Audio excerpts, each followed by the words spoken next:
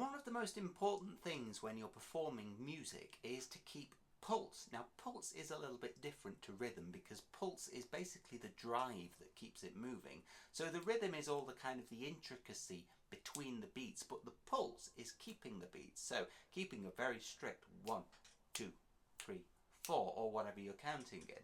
And there are ways that we can develop the pulse that we can do without even necessarily being at the keyboard.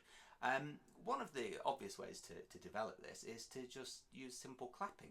Now, to get the best results out of this, you'll need either a piece of music that is in a very regular, regimented rhythm, or a metronome. And I'm obviously going to use the metronome for this because it's just a little bit easier. What you do is you sort of set it to tick. And we'll take this, we'll assume there's 4 beats in a bar. And what we're going to do is we're going to clap on every one, so like this. And we're going to say out loud as well. So 1, 2, 3, 4. 1, 2, 3, 4. And what we're doing there is we're sort of using different senses to kind of engrain pulse in different ways. So we're speaking out loud, which is really good. We're clapping, which is really good. We're all the time listening to that. There's all sorts of things going on at once, and it's starting to get them all together. Start by just clapping and then vocalize it at the same time. And then what you can do is you can start to double up on, for example, beats 2 and 4. So what we can do is something like this. Still counting out loud. We're going to go like this. 1, 2, 3, 4. 1, 2, 3, 4.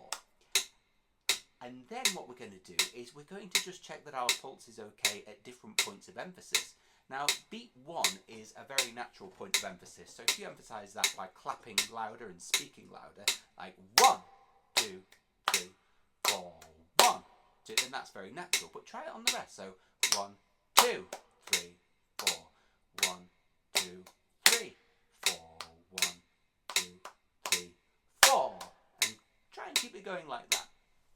And that's something that you can do before you even sit at the keyboard. But when you are at the keyboard, you can just use very simple notes. And what you can do is you can choose a chord. For example, let's use C major. I always use C major. It's a nice one. Everybody knows it.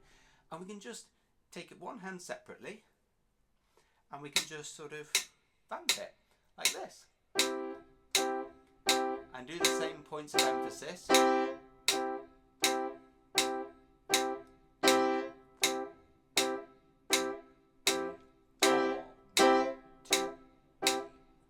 And so on, you know, but always keeping that rhythm. And then try it with different fingers on individual notes as well. Work through the fingers on the same note. That's a really good exercise as well.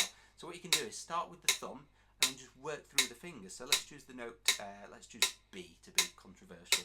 Okay, we'll start with the thumb and work through each individual finger. So we're going thumb, 2, 3, 4, 5, back, 4, 3, 2, 1, double speed. So play each note twice with each finger, like that.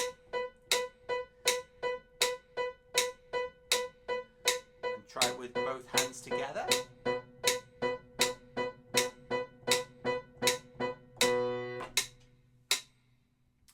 And get into the habit of listening to music as well. And when I say listen, I don't just mean enjoying music in the way that everybody enjoys music, because we all listen to music, but really listen to it actively and listen to the beats and try and clap along and or sing along, you know, with some sort of intention of keeping that pulse going. Try and see if you can count and if you can work out how many beats there are going each time you hear a piece of music. Or even when there's no music. You know, you can do it with all sorts of things. Clocks ticking, if you've got loud clocks, you can do it with that. You can clap along with them. Car indicators, I mean, maybe don't clap if you're driving, but you know, just tap on the steering wheel or something. You know, things like that can really help to start to strengthen your pulse, because when you come to play, you need to keep that momentum going the whole way through. So the more that you can do to strengthen it, the better it'll be.